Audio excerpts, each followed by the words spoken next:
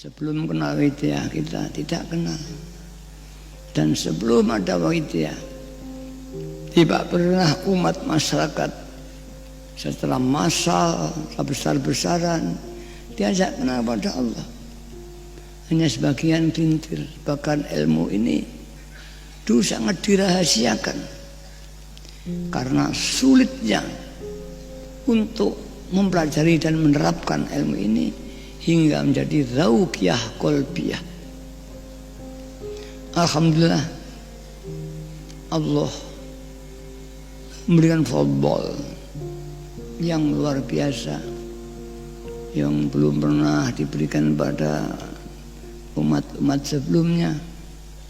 Kita dibuka, dikenalkan hingga menjadi tampak jelas pada diri kita umat masyarakat siapa Allah, Tuhan yang menciptakan kita.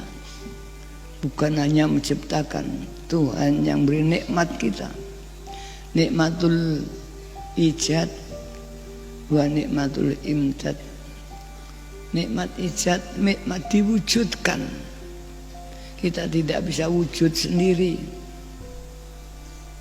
kita diwujudkan melalui proses dalam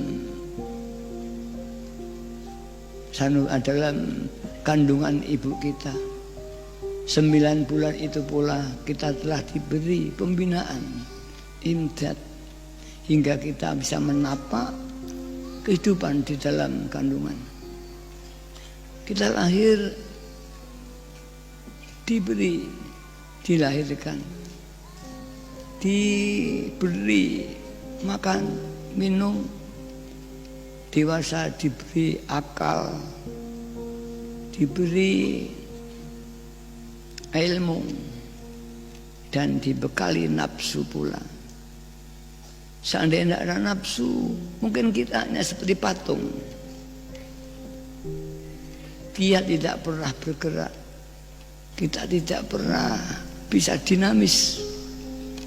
Karena nafsu itulah Allah memberi pada kita timbul dinamika dalam kehidupan kita. Karena dalam kehidupan ada sebuah keinginan, ada sebuah kemauan, baik kemauan untuk mencapai sesuatu yang menguntungkan pada kita, atau kemampuan untuk menolak dan menghindar dari sesuatu yang merugikan kita. Maka pada hakikatnya nafsu itulah motor penggerak daripada kehidupan kita. Begitu urgennya nafsu itu dalam diri manusia, hingga tak sadar nafsu akhirnya menguasai dalam seluruh kehidupan kita. Semua orang tidak sadar ketika sudah mulai dewasa, mulai balita, nafsu mulai muncul. Ingin makan, ingin tidur, ingin dolan, ingin selamat, ingin sembuh dari penyakit, meningkat lagi, ingin jadi orang yang terhormat, ingin jadi orang pandai dan sebagainya. Ya, nafsu itulah satu motor penggerak manusia yang diberikan Allah pada diri kita. Bukan untuk menguasai kita, para hadirin, untuk menggerakkan kita. Karena tanpa keinginan kita tidak akan punya aktivitas. Maka Mbak dawuh nafsu itu bahkan bisa hilang dari diri manusia. Tapi nafsu itu dikuasai. Kita kuasai, kita manfaatkan untuk taqarruban ilallah wa Rasulullah SAW. Karena nafsu pula kita ingin jadi orang baik. Karena nafsu pula kita ingin tidak jadi orang jelek. Nah, ini tidak jadi orang jelek. Karena nafsu pula kita ingin wusul kepada Allah. Tapi ini hanya sebagai motor penggerak, motivasi. Tapi dalam satu praktek salik berjalan menuju Allah, Dari praktek amal, melakukan perbuatan apapun juga dituntun Mbah Yai, jangan karena keinginan atau nafsu, tapi karena Allah. Saya makan bukan nafsu lapar, saya minum bukan nafsu dahaga, saya bersekolah bukan nafsu ingin jadi pandai,